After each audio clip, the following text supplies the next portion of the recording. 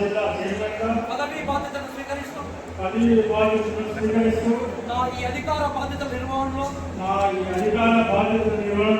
గ్రంథాలయాలే వేదికగా జిల్లా ప్రజలు యువత మహిళలలో జ్ఞాన వికాసం కోసం కృషి చేస్తానని నవ భావనలు సృజనాత్మక ఆలోచనలతో కూడిన విద్యార్థి లోకం నిర్మాణానికి నా వంతు సహకారం అందిస్తానని అక్షరాలు పుస్తకాలే వారధిక సైద్ధాంతిక భౌతిక పునాదులను బలంగా ఏర్పాటు చేయడం ద్వారా జ్ఞాన తెలంగాణ స్వప్నాన్ని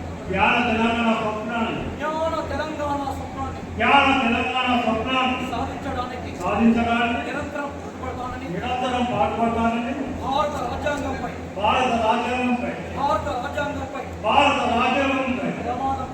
ప్రమాణం చేసి ప్రతిజ్ఞ చేస్తున్నాను.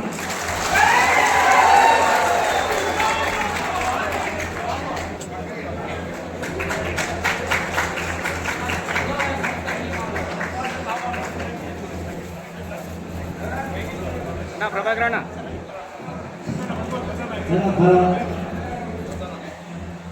జన్మో మిత్రస్యం వరుణః త్వమేవ ప్రత్యక్షం బ్రహ్మ వదిష్యామి ఋతం వచనం వదిష్యామి తన్మామవో అవహతవక్కారం ఓం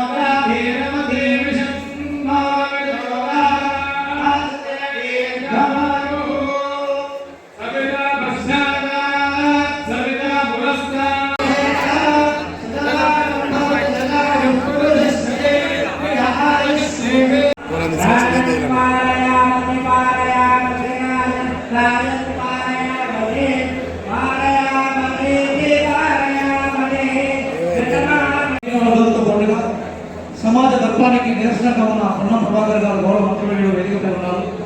గౌరవ శాసనసభ్యులు ఉన్నారు.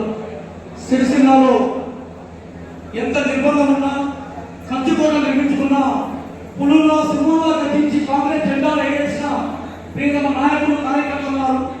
అలాగే ప్రజాస్వామ్యవాదులు ఉన్నారు, విద్యార్థులు ఉన్నారు, నిరుద్యోగులు ఉన్నారు. ప్రముఖ అధికారులు సంవత్సరంలో ఈ కార్యక్రమం నిర్వహించడం నిజంగా గర్వంగా భావిస్తా ఉన్నాం. చాలా మంది పెద్దలు మాట్లాడాల్సిన అవకాశాలు ఉన్నాయి. ఇంకా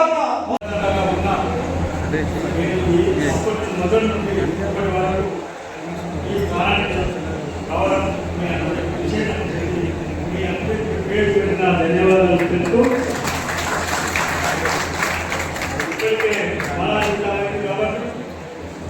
ముఖ్యులు మనం మాట్లాడుకుని ఎందుకంటే భోజనం చేయకుండా వచ్చారు మన మంత్రి గారు. మరి వాళ్ళు ఆటలు ఇంకా ఇప్పటికే కాలాతీతం కాబట్టి ముఖ్యులతో మాట్లాడి మన కార్యక్రమం ఇస్తామని చెప్పి వీళ్ళని కోరుతా ఉన్నాను. ముందుగా రియాజ్ గారు ఫస్ట్ స్టేట్ చైర్మన్ గారు నుండి స్టేట్ చైర్మన్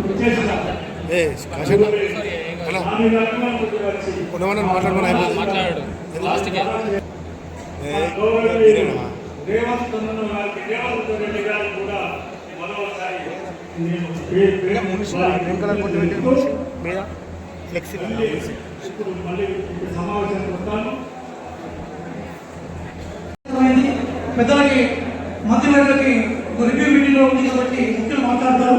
తర్వాత సందర్భాన్ని బట్టి మిగతా వాళ్ళు మాట్లాడే అవకాశం ఉంటుంది.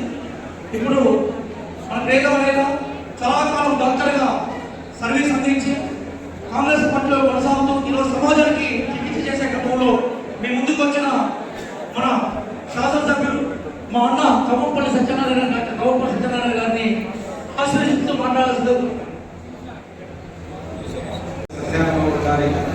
ప్రమాణ స్వీకారోత్సవానికి వచ్చేసిన ఆయన అభిమానులు, కాంగ్రెస్ నాయకులు, కార్యకర్తలు, మరి ముఖ్యంగా వేదికపై ఉన్న మన ప్రియతమ మంత్రివర్యులు పొన్నం ప్రభాకర్ గౌడ్ గారికి, అదేవిధంగా విప్ ఆది సీనన్న గారికి, ఇన్ఛార్జ్ మహేందర్ రెడ్డి గారికి, అదేవిధంగా మాజీ శాసనసభ్యులు మృత్యుంజయ గారికి, విల్చాల్ రాజేంద్రరావు గారికి, మరి చాలా మంది స్టేజ్ మీద కొంత సత్తన్న గురించి మాట్లాడాల్సి ఉంది. ఎందుకంటే సత్తన్న చాలా కాలం పాటు నాతో పాటుగా ఉన్న నాయకులకు, కార్యకర్తలందరికీ నేను ఒకటే చెప్తా ఉన్నాను, నిరాశపడాల్సిన అవసరం లేదు. తప్పకుండా ఏదో ఒక రోజు మనం కూడా ఏదో పదవితో అలంకరించబడతాం. పదవులు అలంకరణ చేసే కార్యక్రమాన్ని తీసుకోవాలని చెప్పిన ఆలోచన వచ్చిన రోజు తనే ప్రత్యేకంగా జిల్లా గవర్నర్ చైర్మన్గా ఈ జిల్లాలో కొత్తలు డీసీ అధ్యక్షులుగా సీనియర్ నాయకుడు ఉన్నటువంటి నాలుగు సత్తాల గారికి పదవిని బాధ్యత అభివృద్ధి కార్యక్రమం ఇచ్చిన రోజు వారి దగ్గర ఉన్న ప్రభాకర్ గారు, మన శ్రీధర్ బాబు గారు ఉన్నటువంటి సందర్భంలో మరి వారికి పదవి రావడం, గతంలో వారు పార్టీకి చేసినటువంటి సేవకు అనుగుణంగా, కృషికి అనుగుణంగా మరి ఈ పదవి ప్రస్తుతానికి వారికి రావడం అంటే పనిచేసినటువంటి వారికి ప్రభుత్వం అవకాశం కల్పిస్తున్న నిదర్శనంగా మరి ఈనాటి పదవి వారికి రావడం జరిగిందని మాట సందర్భంగా ఇతరుల గవర్నమెంట్ సత్యాన్ని చెప్పినటువంటి మాటను నేను కూడా ఈ సందర్భంగా ఉద్ఘాటిస్తూ, కాంగ్రెస్ పార్టీ 10 సంవత్సరాలు బీఆర్ఎస్ ప్రభుత్వానికి వ్యతిరేకంగా ప్రజల పక్షాన నిలబడి ప్రజల కోసం, ప్రజల కష్టాలు ఉన్నటువంటి సందర్భంలో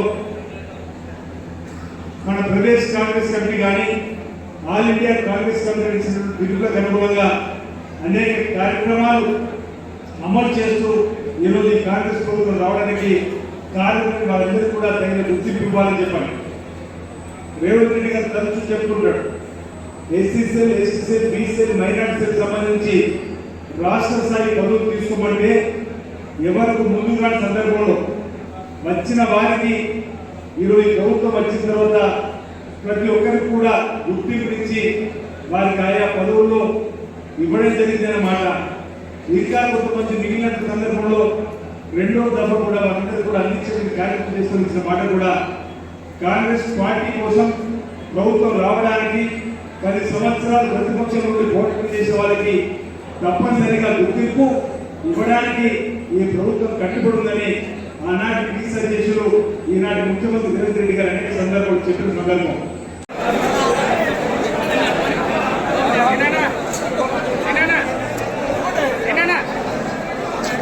తమ్ముడు